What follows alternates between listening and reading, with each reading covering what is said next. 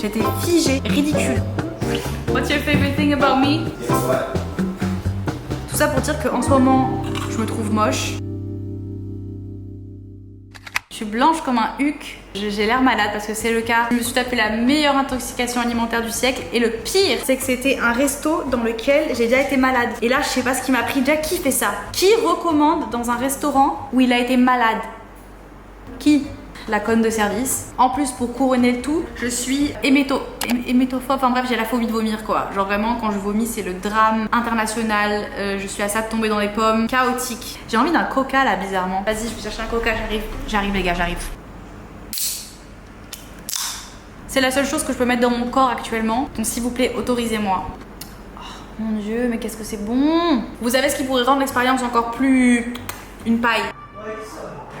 On est à l'épisode 2 de la série Life Reset. Pour ceux qui n'ont pas vu l'épisode 1 les gars, go le regarder. Je vous ai partagé la dernière fois que je suis dans une phase de ma vie où je suis totalement perdue. Genre je suis perdue à plein de niveaux. C'est juste, c'est la période mais. T'as le cul entre deux chaises, tu sais pas vers quelle direction aller. Il y a trop de choses qui se passent là-dedans. Mais tu sais, c'est fou ça. Tout ça pour dire qu'en ce moment, je me trouve moche. Chine à ça. Ah, s'il vous plaît, je dis pas du tout ça pour qu'on vienne en commentaire et qu'on me dise genre mais non David, tu es belle comme un cœur. Merci, c'est adorable, mais vraiment c'est pas pour ça que je le dis, c'est juste que tu sais, des fois ta tête elle te revient pas. Des fois c'est juste comme ça, t'as des périodes dans ta vie où tu te sens pas comme la bad bitch que t'es censée. Enfin, que t'es en fait. La réalité elle est un peu floutée par ce qui se passe dans ta tête. Ça fait longtemps que j'ai pas pris genre soin de moi. Soin de moi dans le sens où je me suis pas fait une petite après-midi, masque pour les yeux, masque. J'ai acheté un masque pour les lèvres aussi. Hier j'ai dévalisé Sephora. D'ailleurs ils devraient Sephora faire une blacklist comme les casinos. Genre les clients qui dépensent trop d'argent chez eux, ils devraient être blacklistés. Parce que j'y suis allée hier. J'ai acheté ces petits patchs là. Pour les yeux. Ah là, c'est quoi que ça s'appelle? Masque yeux, masque yeux. Feuille d'or revitalisant de luxe. Il y a que les débiles comme moi pour tomber là-dedans. Il y a 0% de chance qu'il y ait vraiment de l'or en fait. Ma mère c'est ma banquière pour ceux qui savent pas. Donc maman je t'aime. Voilà, s'il te plaît ne me tue pas, je le fais pour ma santé mentale. À ce prix-là, j'aurais pu me payer une séance de psy. Ça aurait été peut-être plus efficace que des patchs dorés. C'est pas grave. On est encore des enfants. Hein. À 24 ans, en fait, t'es pas une adulte. T'es une adolescente qui fait semblant d'être une adulte dans le but d'un jour devenir une vraie adulte. Reset, ça veut aussi dire se poser, souffler et essayer de s'apprécier un peu plus. Je garantis pas qu'après ça, je vais m'apprécier un peu plus. Mais genre, je vais mettre un peu de make-up, je vais essayer de me faire jolie, je vais essayer de me sentir mieux, de me sentir bien. Parce qu'on va pas se mentir, en ce moment, genre, je suis en pyjama 80% de la semaine. Je travaille de la maison, donc en soi, voilà. Et j'ai bien envie de changer ça. Je me dis que, tu vois, le matin, si je me réveille et que je m'apprête un petit peu, ça peut peut-être déjà un peu booster ma confiance en moi, tu vois. Et salut Paco, ça va? Tu veux dire bonjour? Tu peux venir ici si tu veux pour dire bonjour, parce que là, t'es trop petit, tu vois pas.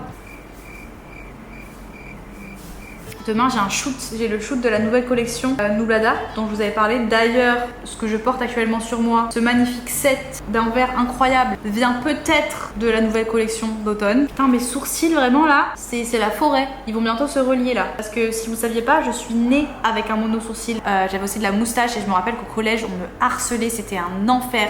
Vraiment c'était mon pire complexe. Hein. Je rentrais chez moi, j'étais en pleurs. Combien ça pose ce truc? Combien de temps ça pose? 10 à 15 minutes. La dernière fois sous une vidéo je lisais justement vos commentaires et j'ai une abonnée qui m'a laissé un commentaire qui m'a grave parlé et qui m'a grave, je me suis dit mais en fait elle a raison. Faudrait que je le retrouve le commentaire. Mais en gros elle disait que des fois le mieux en fait quand on est perdu comme ça et qu'on a l'impression qu'on fait tout mal et qu'il n'y a rien qui va dans le bon sens, c'est justement de se défocus de nous-mêmes. Et elle a raison, je rote. Et c'est exactement ça que j'ai fait en fait pour sortir à l'époque des troubles alimentaires. Ah, pas de baston derrière les gars. Non, non, non, non, non, on se bat pas. Paco, sois gentil. Faites des gosses, hein. Je vous ai parlé l'année dernière où j'avais vraiment une période où tout était... où j'étais bien. J'étais à mon max. Et c'est vrai que quand je compare à maintenant, en fait, c'était une période où je faisais beaucoup plus de choses qui justement me déconnectaient un peu de tout ça. Me déconnectaient de mon obsession à être tout le temps productive. Juste cette obsession du contrôle que j'ai depuis un bail maintenant, voilà. C'est un truc qui je pense, qui a du mal à partir et surtout que, je sais pas, j'ai vraiment cette tendance à être hyper dure avec moi-même, tout faire parfaitement. Sauf que je suis humaine, donc c'est impossible. Et du coup, je m'auto-frustre et c'est juste horrible en fait parce que du coup, je me bouffe toute seule pour aucune raison parce que je fais de mon mieux, tu vois. Et je peux pas faire mieux que faire de mon mieux. Ça a du sens. Mais du coup, c'est vrai que c'était une période où je faisais beaucoup plus, par exemple, de peinture. Un truc c'est une activité pour le coup qui me déconnecte de ouf. On n'a pas besoin d'avoir forcément un objectif pour apprécier faire quelque chose. Je suis pas la meilleure des peintres, hein, les gars.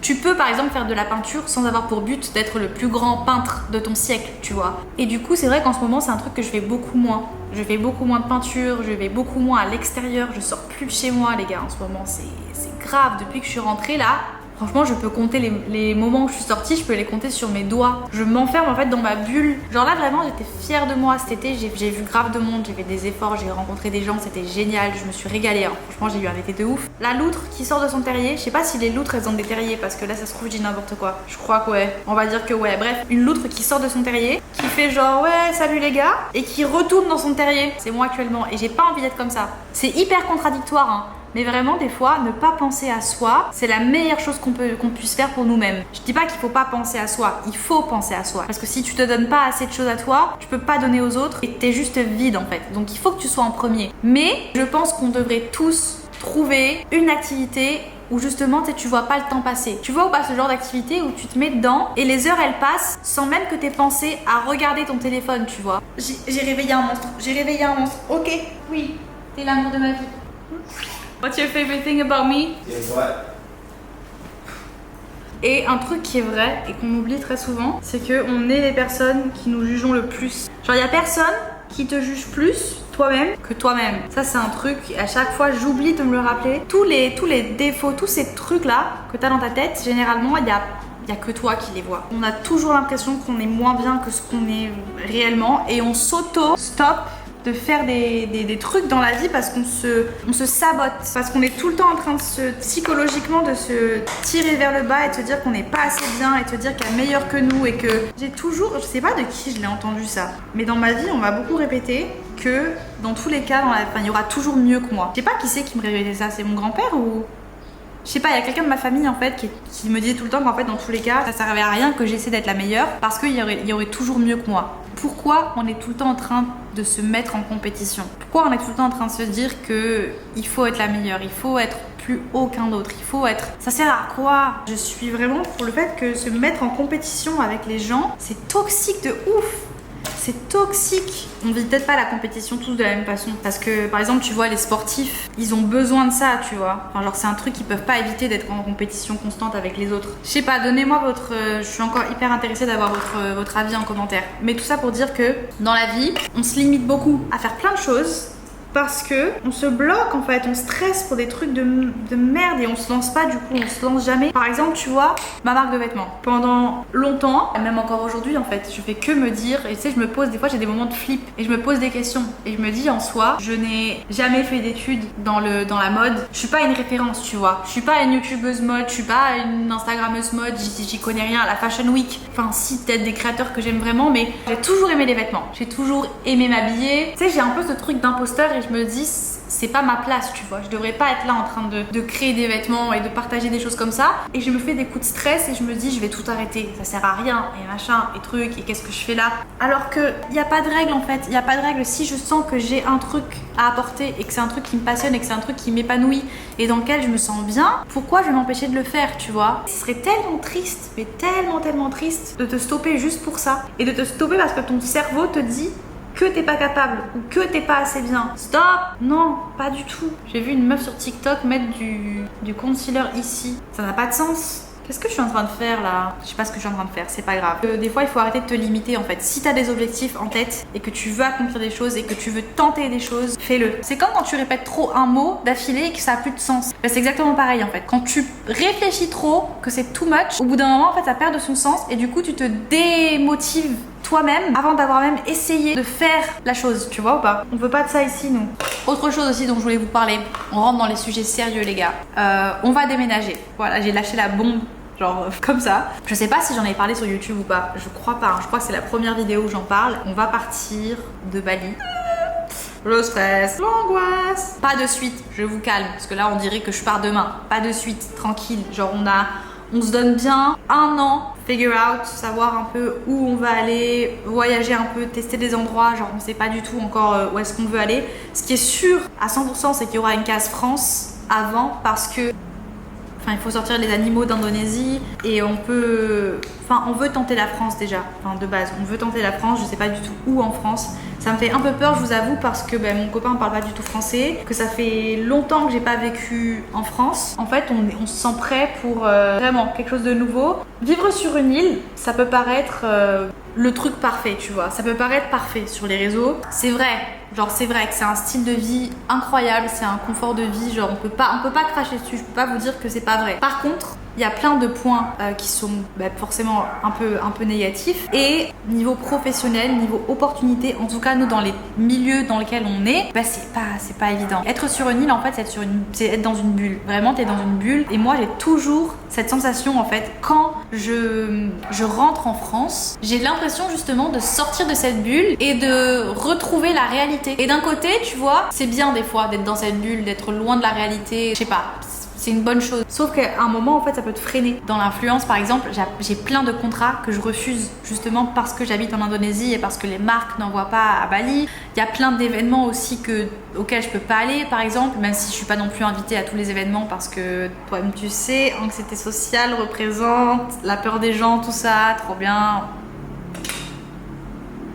Je suis super seule ici, et ça je vous l'ai déjà dit plein de fois, mais c'est vrai que je suis hyper seule ici. Genre là en ce moment, tu sais, tu rencontres des gens, tu te fais des potes et ensuite les gens s'en vont. Les gens s'en vont, les gens partent, les gens reviennent, et au final là j'ai qu'une seule pote en ce moment.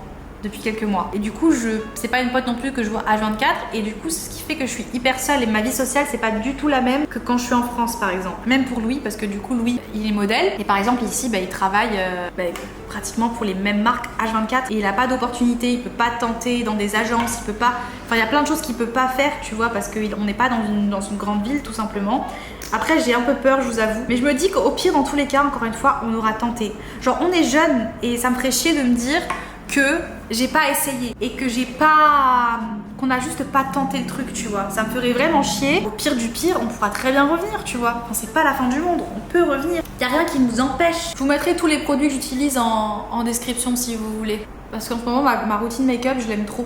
Je sais que je suis là parce que mon mec est indonésien. On en parlera après. Ça aussi, il faut que je vous raconte le pourquoi du comment je suis ici en réalité, parce que je vous ai jamais vraiment dit la vérité et la vraie version, tu vois, de pourquoi je suis ici. Je sais pas comment dire. Je sais pas si vous comprenez en fait ce que je veux dire, mais en fait, quand tu vis sur une île, c'est génial, mais au bout d'un moment, en fait, tu te sens un peu coupé du monde et tu sens que tu limites un peu ton potentiel. Dans ce que nous, on veut faire dans la vie, en fait, c'est super compliqué de se développer parce que c'est un peu le genre d'endroit où si t'as pas un business sur place, si t'ouvres pas un café, ou si tu investis pas dans l'immobilier, ou si t'as pas vraiment un travail que tu fais en ligne uniquement et que tu t'es pas dans ce milieu-là, en fait, c'est un peu un endroit où justement tu te développes pas, en fait.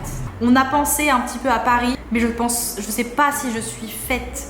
J'aimerais bien avoir vos retours en commentaire pour les gens qui ont déjà vécu à Paris ou pour les gens qui... Est-ce que vous me voyez vivre à Paris ou pas? Parce que je me dis qu'en soi, je le vois un peu sur les réseaux et je pense que j'ai un peu cette idée idéale de Paris, tu vois, le truc de... Je suis allée plein de fois à Paris, mais c'était tout le temps des périodes hyper courtes. 2 jours, 3 jours. Je suis jamais restée à Paris genre pendant 1 mois non-stop. Et du coup, encore plus maintenant que je vis à l'étranger, j'ai un peu cette vision de la France hyper romantisée, tu vois. Je me dis, waouh, la France. Et j'ai oublié ce que c'est de vivre en France et je sais pas du tout si c'est un endroit qui pourrait me correspondre. Aussi, justement, ça va être un enfer. Je sais pas. Mais je me dis, why not? Et je serai proche de ma famille. Pour les gens qui sont proches de leur famille, je vais pas mentir que vivre loin de sa famille sur le long terme, c'est hyper compliqué. Enfin, en tout cas pour moi. Et du coup, de me dire que je vais peut-être pouvoir les voir en fait, plus souvent, les voir le week-end et tout, ça serait juste ouf. Vraiment, ça serait incroyable. Ça serait trop bien. Ah, je sais pas, j'avoue que je suis un peu mitigée, je suis un peu perdue. Dans un sens, je suis contente mais c'est aussi un grand stress parce que c'est un gros changement de vie, parce que ça fait plus de 3 ans maintenant qu'on est ici. En fait, ça sera jamais une expérience que je regrette. Parce que vraiment, si je m'étais pas installée à Bali, si j'avais pas vécu ces 3 ans ou peut-être 4 ans, parce qu'on va pas déménager maintenant. J'ai encore le time, hein. Genre là, je parle littéralement comme si je partais demain. Mais attendez, j'essaie de me concentrer et de faire un trait à peu près potable. On se dit qu'on va tenter la France, mais... Louis, il a aussi le passeport américain, parce qu'en fait, son papa était américain et sa maman est indonésienne. Donc du coup, il a le passeport américain et ça c'est génial parce que du coup, il a pas de problème quoi. S'il veut aller se poser en Amérique et travailler et tout, c'est un truc, c'est trop cool. C'est trop cool. Donc on pourrait aller peut-être tenter l'Amérique, mais pareil, l'Amérique, je sais pas du tout si c'est un endroit où je me sentirais bien, où je me sentirais à ma place, je sais pas. Mais bref, dites-moi en commentaire. Là où vous nous verrez bien vivre, que ce soit en France, que ce soit ailleurs, j'en sais rien, si vous avez des idées d'endroits qui seraient cool. Et je vais aussi du coup vous raconter le pourquoi du comment je suis réellement à Bali et quel était mon vrai motif. Je pense que j'ai toujours eu un petit peu honte de dire que j'ai déménagé par amour et que je suis venue ici pour un mec. Parce que je suis toujours la première à dire ouais, vous n'avez pas besoin de quelqu'un pour être bien, faites les choses pour vous, faites pas les choses pour quelqu'un. Mais qu'est-ce que j'ai fait moi? J'ai fait tout l'opposé, voilà, et je suis la personne la plus mal placée pour vous dire des trucs comme ça, parce que vous savez quoi? Je n'ai jamais été célibataire de ma vie. Genre, j'ai calculé la dernière fois, j'étais choquée. Dans ma vie, depuis que j'ai commencé mes relations amoureuses, c'est-à-dire j'avais 14 ans, 14-15 ans. J'ai été célibataire 4 mois dans ma vie. Allez, à tout casser 6 mois, si tu calcules genre tous les mois d'intervalle entre mes relations. J'ai enchaîné les relations plus ou moins longues et sérieuses depuis que j'ai 15 piges, les gars. J'ai essayé d'avoir des coups d'un soir, de pas me prendre la tête, de voir des gens juste sans être en couple. Ça ne marche pas avec moi. Je tombe amoureuse trop vite, je m'attache trop vite, je me fais briser le cœur, évidemment. Et ça se passe jamais très bien. Du coup, c'est vrai que j'ai enchaîné un peu les relations. Et quand je me suis séparée en fait de ma relation longue de 4 ans, dont je vous parle un peu trop souvent, mais en même temps, tu sais, genre 4 ans de ta vie, ça te marque. Et du coup, quand j'ai quitté cette relation, vous savez que je suis directement partie à Bali. Et à la base, en fait, mon aller-retour, c'était un aller-retour de 6 mois. J'avais un billet de 6 mois et je comptais pas. Quand je suis partie, en fait, je m'étais pas forcément mis de limite, mais j'étais pas non plus dans l'optique de me dire je déménage à vie, tu vois. Jamais de la vie j'aurais pensé que 3 ans après j'y serais encore. Je pensais que ça allait juste être un voyage pour me dépayser, pour me recentrer sur moi-même, pour me sortir de ma zone de confort et tout. Et qu'ensuite j'allais rentrer et enfin tu sais genre je sais pas, faire autre chose quoi. Sauf que évidemment en fait quand je suis arrivée à Bali, je suis pas restée célibataire longtemps. J'ai rencontré quelqu'un et en fait j'étais la proie parfaite pour un pervers narcissique. Vraiment, j'ai eu une relation toxique dans ma vie, c'était celle-là. Voilà. Et elle a duré 6 mois. C'était un enfer. Vraiment ce mec, mais il m'a tout fait jusqu'à me voler de l'argent. Un égoïste. Un manipulateur, sauf que moi j'étais en mode cœur brisé parce que même si tu quittes une relation en bon terme et que tu sais que tu veux, enfin que c'est le moment en fait que cette relation s'arrête, ça te brise le cœur en fait. J'étais seule dans un pays que je connaissais pas, j'avais aucun repère, j'avais pas de pilier, enfin bref, du coup c'était parfait. C'était parfait pour lui, j'étais vraiment la proie parfaite. Du coup je suis tombée dans les entrailles dans les filets de ce gros pervers narcissique et pendant 6 mois en fait il m'a un peu gâché mon expérience parce que au final j'ai pas vraiment pu vivre l'expérience de voyager seule et de me découvrir et de me recentrer sur moi-même comme je le voulais. Les 6 mois s'arrêtent, je décide enfin de mettre fin à cette relation toxique. Toutes les personnes qui ont tenu des années avec des fous comme ça, et je sais qu'il faut arrêter d'utiliser le mot pervers narcissique parce que je crois que ça veut rien dire ce mot, donc peut-être que je devrais pas dire le mot pervers narcissique. Je vous dis mais grand respect à vous. Un grand respect à vous. Je suis enfin sortie de cette relation et au bout de ces 6 mois en fait je rentrais pour Noël. Donc je suis rentrée pour Noël en France et ensuite je me suis dit je vais repartir. Je vais revenir à Bali, je vais retenter l'expérience. Je suis mise en coloc et là ça a été genre pendant 4 mois. Du coup je suis revenue en janvier juste après Noël, tu vois, janvier 2020. Pendant les 3 premiers mois là ça a été vraiment, j'ai revécu mon adolescence. Genre vraiment les gars, je sortais H24 et j'étais vraiment dans l'optique de je ne veux pas me mettre en couple. C'est mort, voilà, c'est mort, je ne veux pas me mettre en couple. La première fois que j'ai bu 2 verres d'alcool dans une soirée, j'avais 21 ans. Pour revenir à mon histoire, j'étais vraiment dans ma fuck girl féminin de fuckboy era. J'avais beau savoir que c'était pas mon d'elle, tu vois, de voir des gens comme ça et voilà, je voulais pas me mettre en couple, j'étais en mode vraiment, je veux être seule, je veux être seule en fait, tout simplement. C'est là où arrive le fameux soir où je vois Louis pour la première fois et vraiment les gars, sans exagérer, hein, c'était genre dans ma tête. C'était comme dans un film. Genre je revois la scène où je le vois marcher au ralenti. Genre vraiment le mec, je l'ai vu sortir du bar et je vous jure, genre petit effet de vent dans les cheveux. Je le vois marcher au ralenti avec son sourire et tout. Je suis restée en mode jaw drop. J'étais figée, ridicule. Parce que le plus pathétique c'est que lui il m'a pas vu. Genre moi je l'ai vu. Lui le mec il est passé devant moi tranquille, il m'a pas calculé genre. Du coup moi qu'est-ce que j'ai fait, j'ai demandé son Instagram à la première personne à côté de moi. Je lui ai dit s'il te plaît il faut que tu me donnes le Instagram de ce mec parce que sinon je vais pas survivre en fait. Et je l'ai bomb like sur Instagram. Ma technique a marché vu que il m'a follow back, il m'a bomb like également. Très bon signe ça les gars. Premier date, la semaine en fait où on a commencé à se voir, le Covid commençait. Là, on est vraiment dans une luminosité. On va aller dans le bureau vite fait parce que là, vraiment, la lumière, je crois qu'elle est mieux là. Et c'était vraiment le moment où tout le monde avait peur, tu vois, même moi. Genre limite, c'était invasion de zombies. Et j'avais juste envie de rentrer chez moi en fait. J'avais juste envie de Je me disais que si mes parents sont malades, je veux être là pour eux. S'il se passe un truc, en fait, c'est juste le fait d'être loin de ma famille dans un moment comme ça. J'étais pas bien en fait et je voulais être avec eux. Donc j'avais pris ma décision de rentrer en France et je m'étais donné un mois et rentrer en France. Sauf que du coup pendant ces un mois j'ai fréquenté du coup Louis et je m'étais bien gardé de lui dire que je me cassais. Parce que je me suis dit que si je lui disais que je me cassais, aucun intérêt de continuer à me voir, tu vois. Et j'avoue que j'étais, tu vois, là, c'était mon... Écoutez, des fois dans la vie, il y a des mensonges qui servent. La preuve en est, aujourd'hui on est heureux et amoureux. Sauf que il m'a un peu pris de court, je m'y attendais pas du tout, hein, parce que vraiment pour le coup Louis, avant de se mettre avec moi, c'était genre le fuckboy. Je me disais pas que... Je savais qu'on s'appréciait, je savais qu'il y avait un bon feeling entre nous, malgré des départs un peu compliqués parce qu'il était hyper timide. Je sais pas comment il a fait pour être un fuckboy timide. Mais les fuckboys timides, ça existe les gars. Faut pas se faire avoir, hein. Il y a des mecs qui sont timides et tu te dis oh c'est insensible et machin, mais il y a des mecs qui sont timides et qui ont un cœur de pierre. Ben ça c'était Louis avant moi, avant qu'il rencontre l'élu de son cœur. Et ouais, c'est moi qui ai tout fait changer. Voilà, putain le moustique, dégage ta mère. Au bout de 3 semaines, un matin, je me réveille, j'avais à peine ouvert les yeux, frérot, j'avais pas bu un verre d'eau, j'avais pas fait pipi, genre le matin, au calme, il partait au travail et il me dit avant de partir, tu veux être ma copine? Tu me prends au moment le plus vulnérable, le moment où évidemment que je vais dire oui, évidemment, voilà, c'est bon, ça y est, je suis faible. Et donc du coup, dans ma tête, je me suis dit, je vais lui dire que je me casse et ça va être fini. Genre il va jamais vouloir rester avec moi en sachant que je m'en vais en France sans savoir quand est-ce que je reviens. Et du coup je lui annonce et là le mec me dit ok pas de problème, t'inquiète, genre je t'attends, on s'appelle, on s'envoie des messages et tout, ça va le faire. Moi je me dis ouais.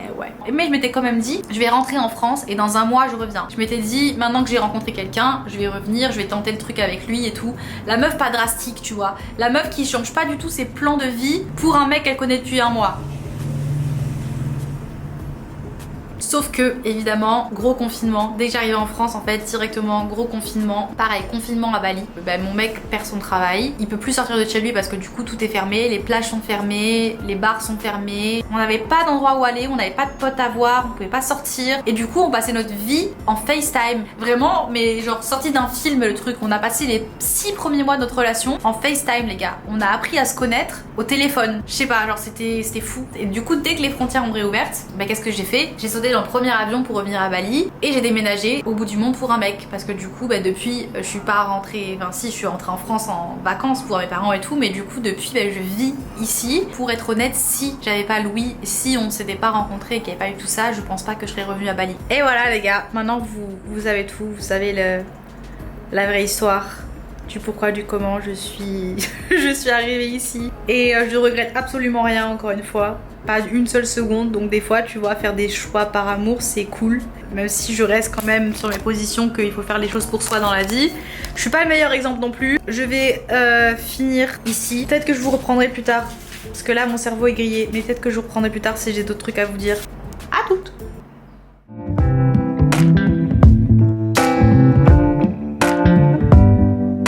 Show me your soul, baby, I'll show you mine. Show me your soul, honey, it's way past time.